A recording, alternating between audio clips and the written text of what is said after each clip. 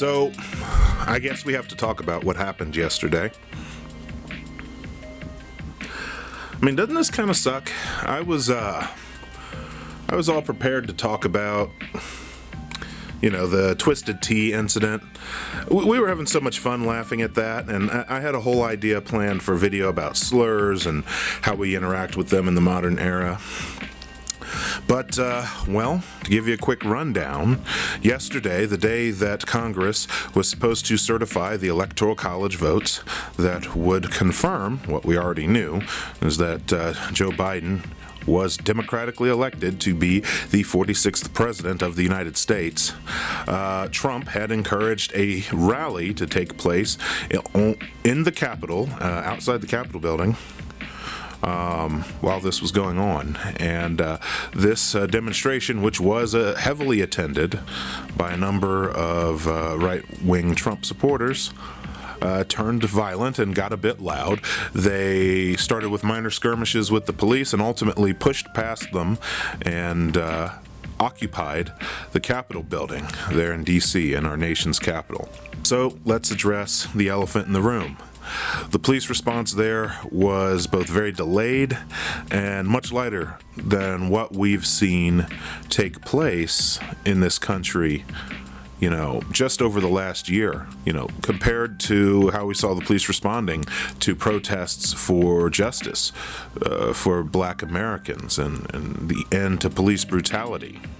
We saw a very brutal, cold, and indifferent police force gleefully inflicting pain and maiming and in some cases killing demonstrators, whereas they definitely seem to be pulling their punches a bit. That being said, there have been 52 arrests and counting. A number of law enforcement agencies are actively seeking to identify participants in what took place, and I really shouldn't go without mentioning that 4 people lost their life in this demonstration. To my knowledge, 3 of them were accidents. I think some guy fell off of a wall, and then there was some kind of electrocution. I don't know what happened with that. I didn't read about it. But also there was a woman who was shot by Capitol Hill law enforcement. And so the first thing I want to address is, when we talk about the disparity in responses and brutality that comes from law enforcement, we don't, or at least I don't want these guys to get murdered and shot and get their heads split open by the police. I don't want the police to have that power to do that to anyone. I'm sorry, that's still the stance that I have on this topic. And we've seen that there's been very different responses depending on the type of demonstrators that are taking place. And, let's call it what it is. The media is still struggling to try and use the same language that they use when describing Black Lives Matter activists and anti-fascist actors. They are quick to call us rioters, but they still want to call them demonstrators and protesters. So going forward, I'm going to refer to them as rioters. And they are fascists. Let's be honest. They took to the streets to undermine a democratic election. There's no bones about it. That's why they were there. It was made very clear. You are seeing across both parties people condemning the actions that took place. I don't think it's necessary to argue over what it was. Was it a coup? Was it an attempted coup? Should we even call it a coup? As far as I'm concerned, personally, I think the coup started when Donald J. Trump took office, appointed a number of his family members to some of the highest positions in the executive branch, as well as a bunch of corporate sycophants and cronies, and pretty much went unchecked in this. Maybe the coup started when they refused to confirm or even call a vote on or call a hearing on the appointment of Merrick Garland during the Obama administration. Maybe the coup started with Charlottesville. Who can say? Personally, I saw a lot of echoes of Charlottesville when I was watching footage of that crowd. At least one person was on camera shouting, "Read the Turner Diaries." So hopefully we don't have too many people trying to enact the day of the rope.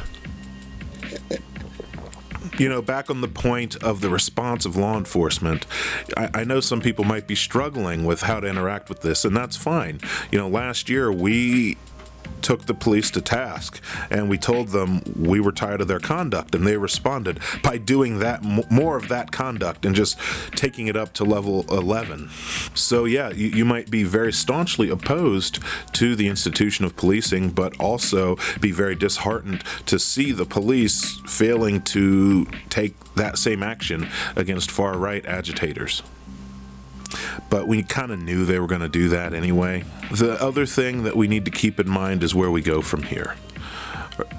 Back before, a lot of people were saying that we need to stop and think about how we got to this point, even after this most recent election. Specifically, how we got to the point of 70 million people still voting for Donald J. Trump.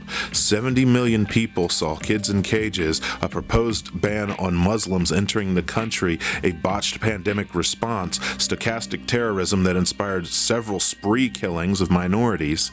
Okay, the same Donald J. Trump basically told the Proud Boys to stand by and stand down. How many people saw that and said, yeah, I want 4 more years of that?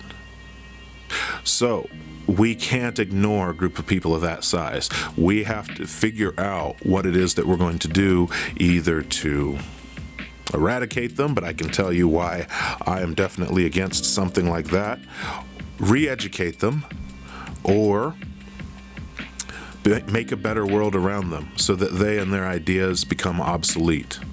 I think we can do that third one. I think that instead of necessarily focusing the entirety of our praxis on just fighting fascists in the streets, we can fight it at the government level, and we can fight the structures, and we can dismantle the unjust hierarchies and make a more egalitarian and better world for everyone that has to live here. And at a certain point, they will find they don't have enough allies, they don't have enough strength to organize and do what we saw take place yesterday. And I think that I can be against the institution of police, but also believe that whatever new form our community defense takes, and whatever coalitions or organization that we create to protect our legislative processes can prevent something like that from happening.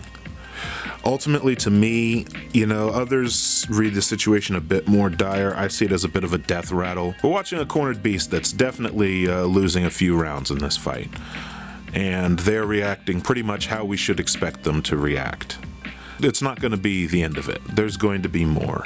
I don't know if it'll be at that scale. I don't know if it'll be bigger. They might decide to march on another building. Who knows? They seem to love going to Seattle and Portland.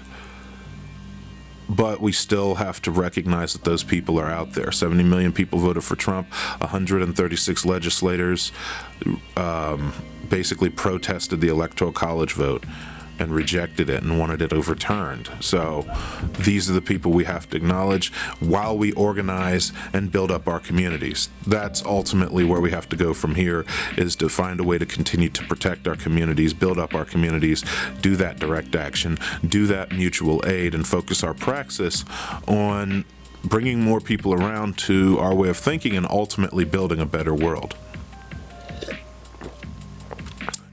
I didn't plan on releasing this video. This is unscripted. I'm very sorry that it's not as well thought out, but I did have to say something about it. And aside from that, I will continue working on my content. I've been taking a bit of a break, both with some family stuff as well as trying to improve the quality of my content. So thank you for watching.